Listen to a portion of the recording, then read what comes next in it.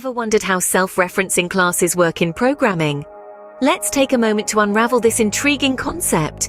Imagine you're in a relay race. You're a runner waiting for the baton. The runner in front of you is holding the baton and is ready to pass it on to you. Once you get the baton, you become the runner holding the baton and waiting to pass it on to the next runner. This process continues until the last runner crosses the finish line. In the world of programming, this relay race can be represented using a self-referencing class. A self-referencing class is a class that contains a member variable that points to an instance of the same class. Just like the runner holding the baton points to the next runner. For instance, let's consider a classic example of a self-referencing class, the node class, typically used to create linked lists. Here's how it looks in Python. Class node. In this example, each node is like a runner. The data is the baton, and the next is the next runner waiting for the baton. When we create multiple node objects and link them together using the next attribute, we get a linked list, which is like our relay race. Node 1 equals sign node 10, node 2 equals sign node 20, node 3 equals sign node 30, node 1, next equals sign node 2, node 2, next equals sign node 3, and there you have it. A simple linked list created using a self-referencing class. The magic of self-referencing classes lies in this ability to create recursive data structures, which are incredibly useful in many areas of computer science. In a nutshell, self-referencing classes are like a chain where each link knows about the next one.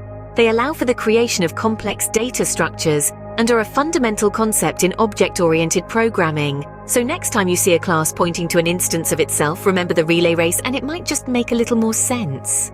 Now that we've introduced self-referencing classes, let's explore them in greater detail.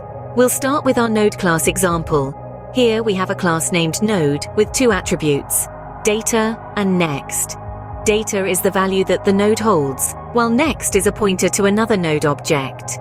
In the be method, the node class is initialized with a value for data, and next is set to none. This means that when we first create a node, it doesn't point to any other node. It's a standalone entity. But the magic of self-referencing classes comes into play when we create multiple node objects and link them together. Let's look at node 1, node 2, and node 3, each initialized with different data values. Initially, they are three separate nodes, floating in the memory. To create a connection, we assign node 2 to the next attribute of node 1, and node 3 to the next attribute of node 2. Now we have a linked list where node 1 points to node 2 and node 2 points to node 3. The next attribute of node 3 remains none, marking the end of the list. The beauty of self-referencing classes is that they enable the creation of complex interconnected data structures. For example, in a binary tree, each node can point to two other nodes, the left child and the right child. Similarly, in a graph, a node can point to multiple nodes, creating a network of interconnected nodes. But remember, with great power comes great responsibility. When working with self-referencing classes, we need to be mindful of how we manage memory and avoid creating circular references that could lead to memory leaks or infinite loops. In conclusion, self-referencing classes are a crucial tool for creating complex connected data structures in programming. They allow us to model real-world structures within our code, enabling us to solve complex problems with elegant, efficient solutions. Next, we'll dive into dynamic memory allocation, another key concept in programming that works hand in hand with self-referencing classes. Stay tuned. Moving on, have you ever pondered how dynamic memory allocation functions in programming? It's a fascinating concept and a fundamental one in many programming languages. Let's break it down. Imagine you're a warehouse manager. Your job is to allocate storage space for incoming shipments. You don't know in advance how big or small these shipments will be, so you need to be flexible, assigning more or less space as required. This is similar to how dynamic memory allocation works in programming. In the realm of programming, think of memory as a warehouse. The data you work with are like the shipments that come in. You may not know at the start of your program how much memory you'll need for these data. To handle this, programming languages allow us to dynamically allocate memory. This means we can request more memory space during runtime, as and when we need it. Dynamic memory allocation is crucial for dealing with data structures whose sizes are not known at compile time. These might include arrays, linked lists, or trees. For instance, When you're working with a list of user inputs, you can't predict how many entries there will be when writing your program. Dynamic memory allocation allows you to request additional memory to store these inputs as they come in. In languages like C and C++, this is done using functions like malloc or the new operator. After you've used the dynamically allocated memory, it's essential to release it back into the memory pool.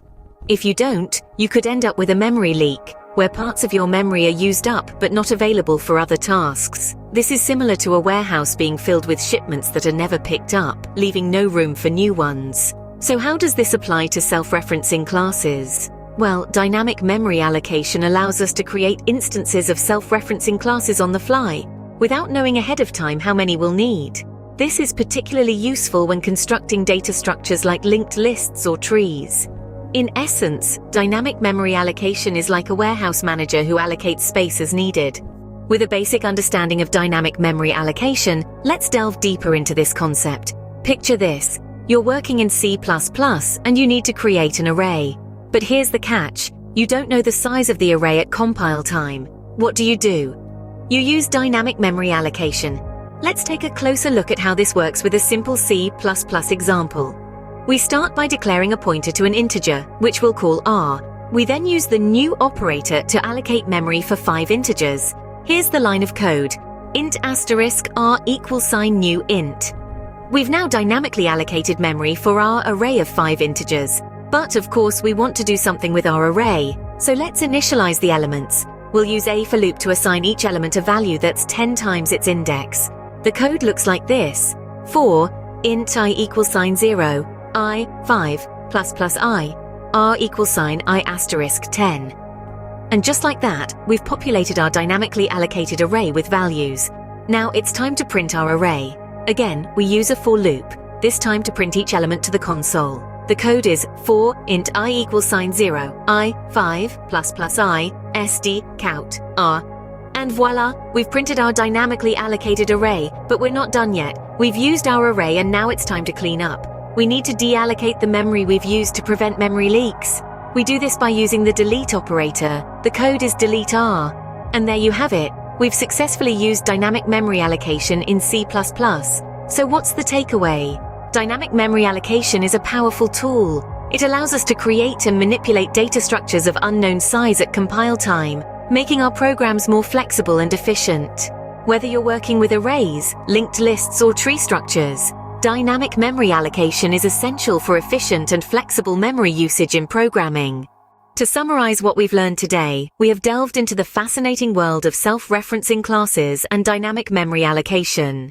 These twin pillars of programming are instrumental in the creation of complex, efficient, and versatile software. We kicked off our journey by exploring self-referencing classes, a concept that is an integral part of the object-oriented programming paradigm. By allowing a class to contain a member that points to an instance of the same class, we can construct recursive data structures. This is a powerful tool in the programmer's arsenal, enabling us to create tree-like structures such as binary trees, linked lists, and graphs.